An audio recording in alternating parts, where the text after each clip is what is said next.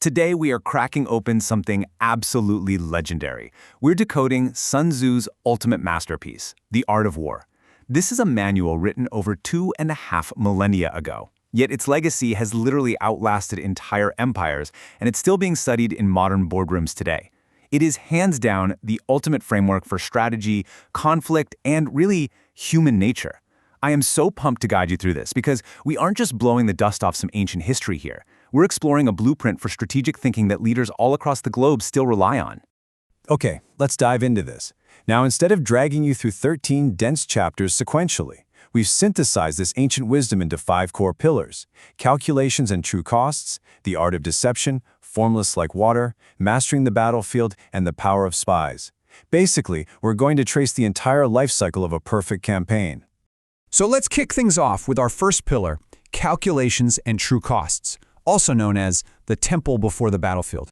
According to Sun Tzu, a battle is actually won or lost in the temple, way before anyone even thinks about drawing a weapon.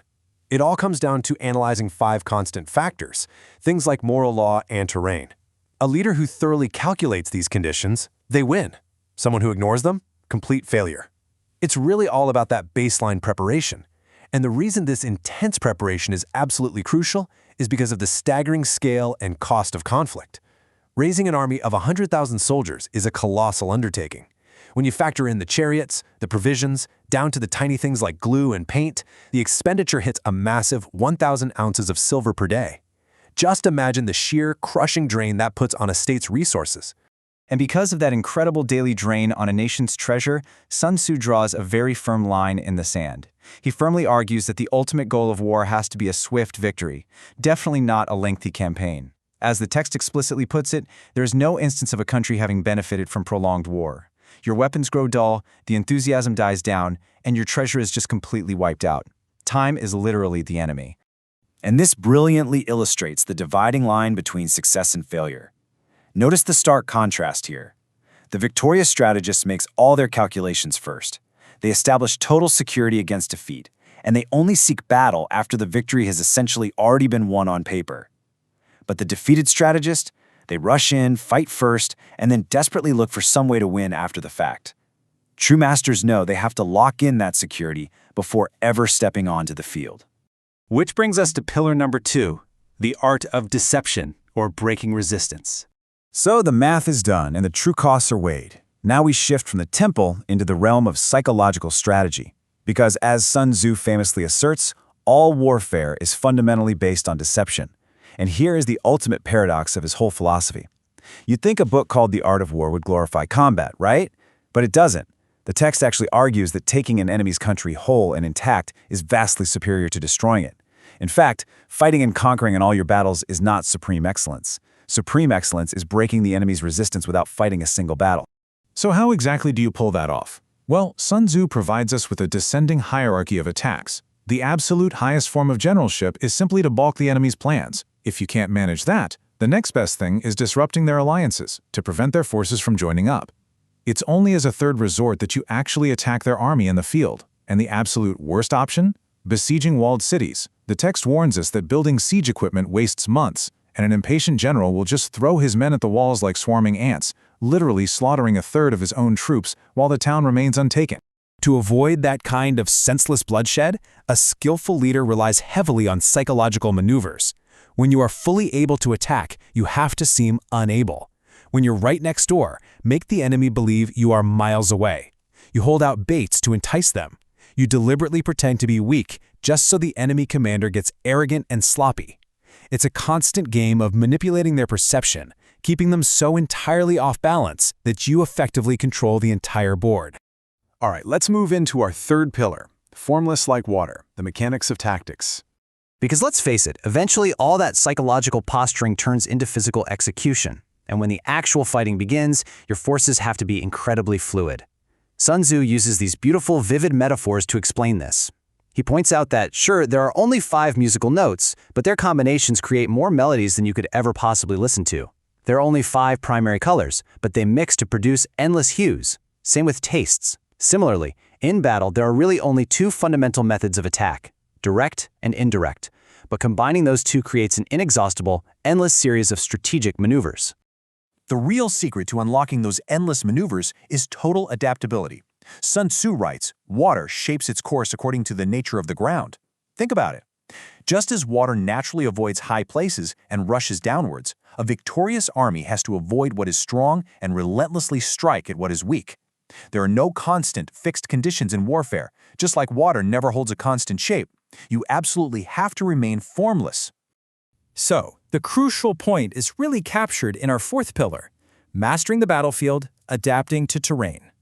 If you're going to be formless like water, you completely need to understand the vessel you are being poured into. Understanding the physical earth is just as vital as understanding your enemy. Sun Tzu breaks down multiple types of terrain, but arguably the most fascinating is what he calls desperate ground. This is a location where there is literally no place of refuge. The text advises that if you throw your soldiers into a position where there's no escape, they will choose death over running away. When cornered on desperate ground, soldiers lose all sense of fear and fight with unbelievable strength. It is a masterclass in using the physical environment to completely hotwire human psychology. But here's the catch. The terrain is only an ally if the leader actually knows how to read it. Sun Tzu points out calamities that can crush an army, things like flight, insubordination, or total collapse. And what's super interesting is he explicitly states these aren't natural disasters. They are faults for which the general is directly responsible. Misjudging the ground or failing to control your troops turns the natural earth from your greatest ally into the direct cause of a self-inflicted disaster. And finally, we reach our fifth and last pillar, the power of spies, the ultimate edge. So, let's say you've made perfect calculations, you've mastered deception, you move like water, and you know the terrain perfectly. There is still one ultimate secret weapon you need to secure absolute dominance. Sun Tzu asks a really profound question. How exactly does a wise sovereign strike, conquer, and achieve things that are completely beyond the reach of ordinary men? What is that final missing puzzle piece? The answer is foreknowledge. And Sun Tzu is wonderfully pragmatic here. He stresses that you can't get this vital intelligence by praying to spirits, you can't just guess it, and you can't magically calculate it. True knowledge of your enemy relies 100% on human espionage. You can only get it from other men. Now, what's really interesting here is the brilliantly complex intelligence system he outlines. He defines 5 distinct classes of spies. You've got local spies, the everyday inhabitants. Inward spies, which are enemy officials you've secretly compromised. Converted spies, those are enemy agents you've caught and flipped. Doomed spies, who you deliberately feed false information so they carry it back to the enemy. And surviving spies, the ones who actually make it back with the final news. When you have all 5 of these working simultaneously, Sun Tzu calls it the divine manipulation of the threads. You map the enemy's mind so thoroughly that they literally have nowhere to hide. Which brings us to the most iconic, powerful maxim in the entire text. It perfectly encapsulates everything we've just talked about. If you know the enemy and know yourself, you need not fear the result of 100 battles. If you know yourself but not your enemy, you're going to suffer a defeat for every victory. And if you are ignorant of both, well, you're completely doomed. At the end of the day, it all comes back to knowledge. From those very first calculations in the temple, to psychological deception, to moving formlessly across the terrain and gathering human intelligence. The art of war really is a timeless framework for navigating any conflict. So I'm going to leave you with this final provocative thought. You now know the ancient strategies of war, but how will you apply them to the battles of your own life?